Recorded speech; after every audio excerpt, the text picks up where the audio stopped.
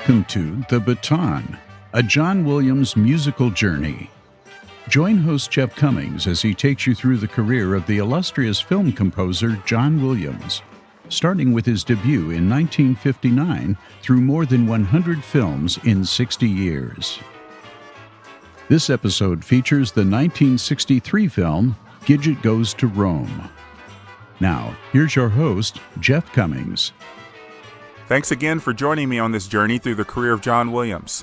And we're leaving on a jet plane to Rome for this next film, which continues the story of surfer girl Gidget and her misadventures through her teenage years. In this third film in the series, Gidget has graduated from high school and wants to go to Rome with her two girlfriends before becoming a college student.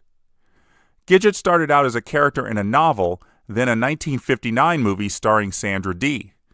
Two more movies followed. Deborah Wally was Gidget in the 1961 movie Gidget Goes Hawaiian, then Cindy Carroll took over in Gidget Goes to Rome. The only continuity through the three films was James Darren, who played Jeff Moondoggy Matthews, Gidget's boyfriend. Gidget Goes to Rome marks the third film John Williams has scored featuring James Darren. It started with Darren making a cameo in Because They're Young, singing the theme song at a school dance. Because they're young, because they're young, the stars are twice as bright above. Their dreams are new, but they'll come true because they're young and in love, just like me and you. Then he had a prominent role in Diamond Head, which was released the same year as Gidget Goes to Rome. Darren is a great singer, and he had a great career as a crooner, but his acting was nowhere near great. And thankfully, Gidget Goes to Rome is the last time we'll talk about James Darren on this podcast. There's just one reason that explains why John Williams was attached to this film: Jerry Bressler. Not only did Bressler produce Gidget Goes to Rome, but he was also producer on Because They're Young and Diamond Head, two films also scored by John Williams. And of course, James Darren is also the common thread through that as well. Naturally, Bressler liked working with John Williams and kept him on the payroll for three films. I suppose Bressler was a top-notch producer for Williams to say yes to Gidget because I can't imagine any other reason why he felt compelled to tackle this project. For starters, Williams had to contend with an original song for the film called Gidgetta, written by George David Weiss and Al Kasha. The song opens the film as we see Gidget hanging out on the beach.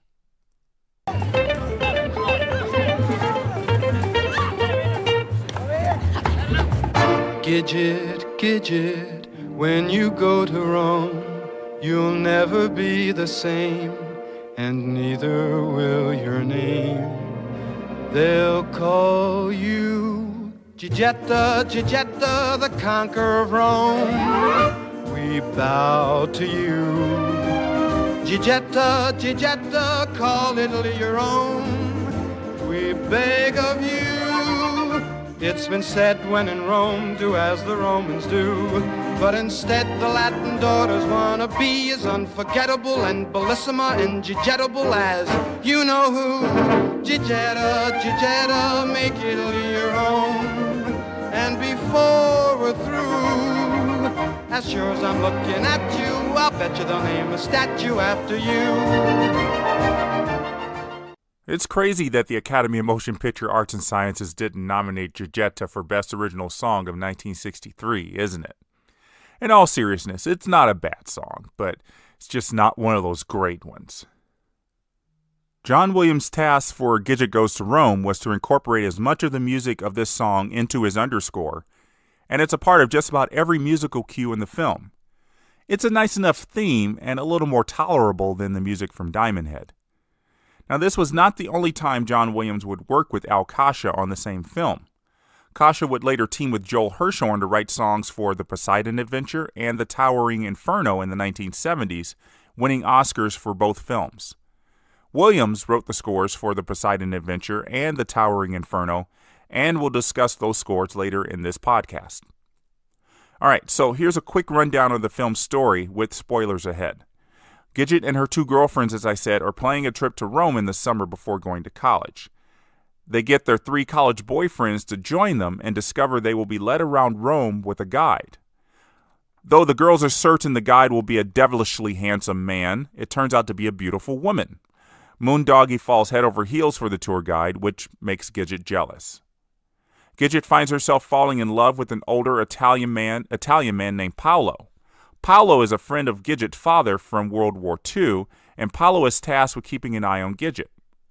Paolo makes up an identity as a journalist writing an article on American girls experiencing Rome for the first time, and follows Gidget around. So there's mistaken identity and misplaced feelings of love all throughout the film. Nothing too slapstick or zany like we saw in Bachelor Flat, and nothing too interesting either. By the third act, you're just waiting for Gidget and Moondoggie to see the error of their ways and reunite, as they did in previous films. They do, but not before Gidget finds herself getting in trouble with the law 3 times and nearly causing international incidents. There really isn't much original music of substance here, since Williams was compelled to blend in the music from Gidgetta almost all the time. There are 2 or 3 scenes when he gets the opportunity to write some good music, and it all totals up to less than 20 minutes long. The score to Gidget Goes to Rome did not get a commercial album release, which is not surprising, even though there are 2 original songs. In addition to Gidgetta, there's a song about the Italian moon that's sung in the film by, of course, James Darren. Because Williams doesn't do much work in adapting the music for that song into his score, and because I don't want to play another James Darren song on this podcast, we'll skip that and move on to discussing the score. The first moment of music takes place when the crew arrives in Rome and is taken to their hotel. Naturally, the Gidgetta theme comes in, but only at the end on an accordion.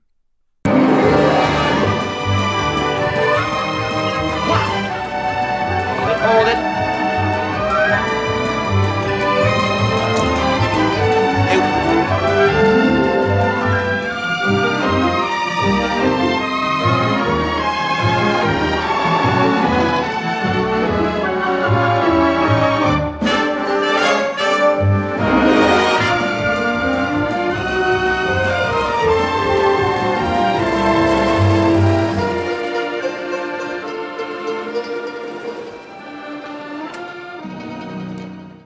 Gidget insists that she and Jeff go sightseeing instead of taking a rest in the hotel room.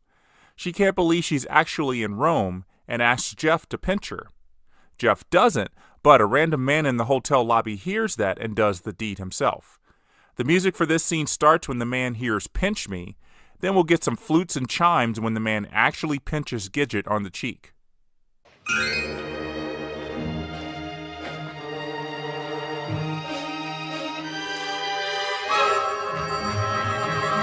Everyone laughs about the strange man pitching a teenage girl, and then we move on to some sightseeing in Rome.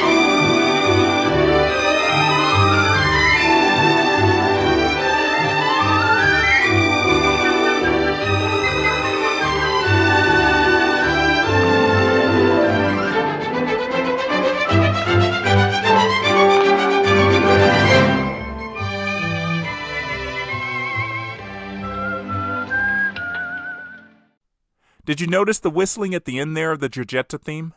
In the film, it's supposed to be 2 priests on a bicycle whistling that theme.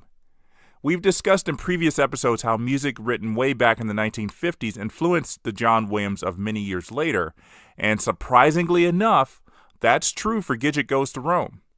Those priests who whistled the Gidgetta theme inspired Williams to do the same thing in The Witches of Eastwick in 1987, when it sounds like Jack Nicholson is whistling one of the main themes in that film.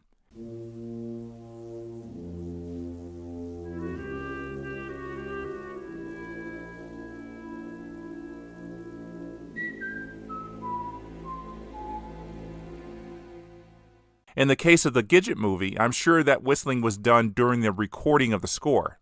It's very, very unlikely that the song Gidgetta was written before filming started, but the scene with the priest was filmed, and John Williams saw the opportunity when he was watching the screening and jumped on it. That's exactly what happened in The Witches of Eastwick, and we'll discuss that moment when we get to that film on this podcast. Getting back to Gidget, the movie has a couple of moments of very brief music. Then John Williams gets to score a fantasy scene in which Gidget imagines herself as Cleopatra during her time in Rome. In the scene, Darren plays a peasant who is attracted to Cleopatra.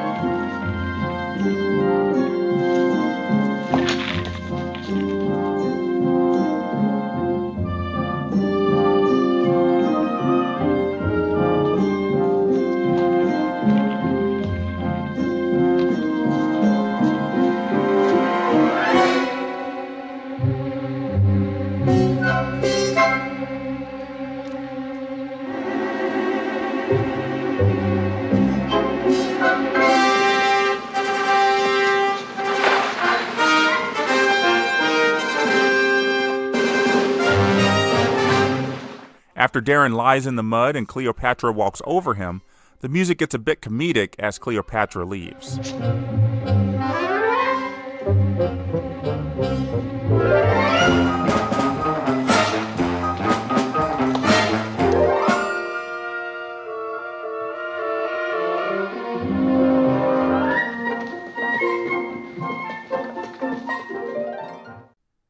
Later on, Gidget has met Paolo, the man tasked with keeping an eye on Gidget.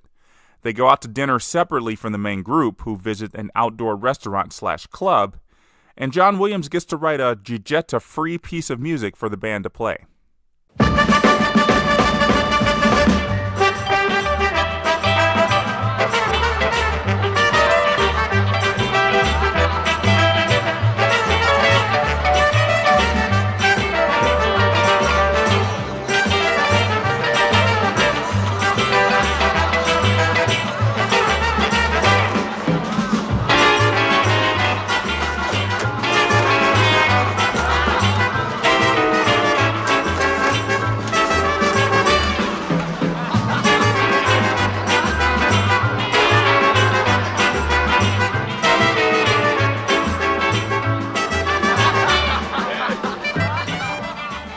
Moondoggie has fallen in love with the tour guide, and after he and Gidget have a heart-to-heart in the hotel lobby, the gang continues to go sightseeing, but Gidget begins to withdraw more from the group.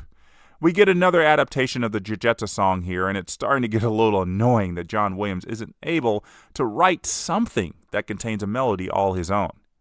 He sort of gets to do that in a scene when Gidget decides to wander through a museum on her own, including in restricted areas.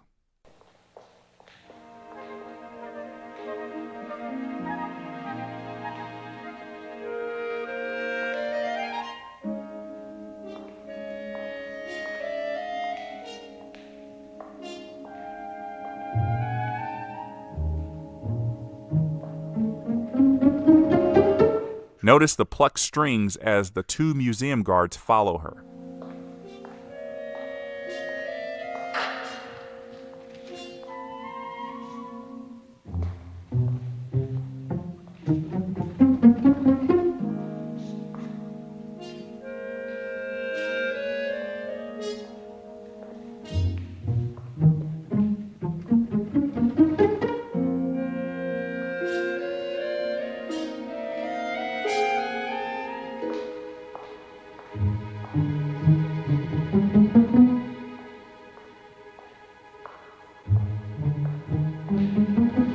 All original music here, thankfully.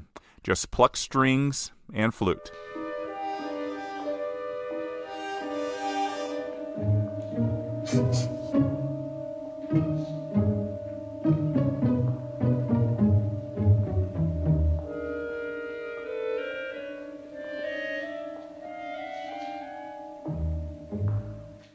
Williams has to return to the Gidgetta theme shortly when Gidget touches a statue and the guards take her away.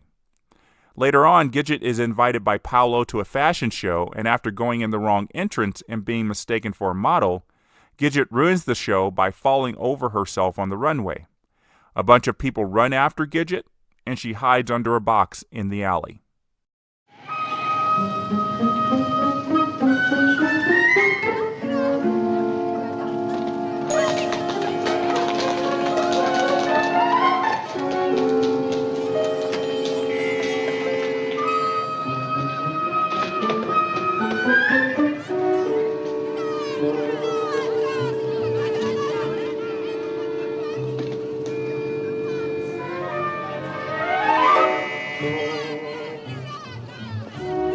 Coincidentally, Jeff has arrived at the fashion show to confront Paolo for not telling Gidget he's married.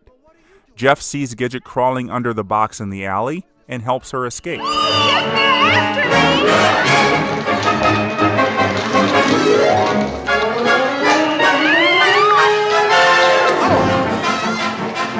I'm okay.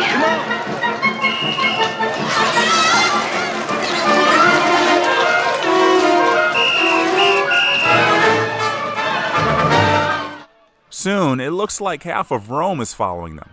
We'll hear a gong in the music as the two groups chasing Gidget collide on the stairs.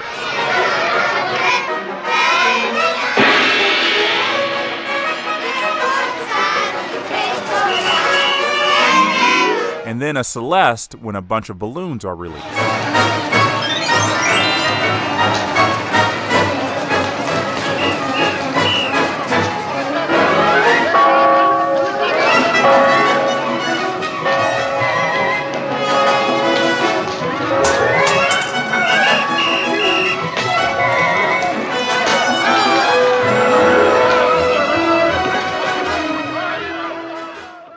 It's great to hear the orchestra letting loose here, even if there is a lot of Gidgetta music going on. The hit on the gong and the Celeste highlight Williams' ability to score the scene instead of just writing music to fill the time, and this was one of the few scenes in which I didn't mind hearing the Gidgetta theme playing. So we're nearing the end of the film, and Gidget goes to the Trevi Fountain to wish for her and Jeff to get back together. Instead of throwing in a small coin, she throws in a gold coin given to her by her mother, and she jumps into the fountain to retrieve it. Naturally, the guards in the area don't like that.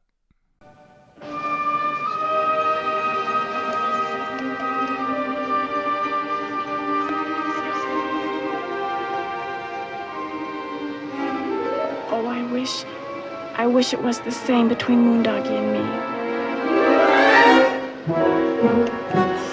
My gold piece! My $10 gold piece! Of course, in the end, everything works out, and the gang heads to the airport while we get one more instrumental rendition of the Gidgetta theme before the actual song plays over the credits. I will spare you the song, but here's Williams' final adaptation of the song.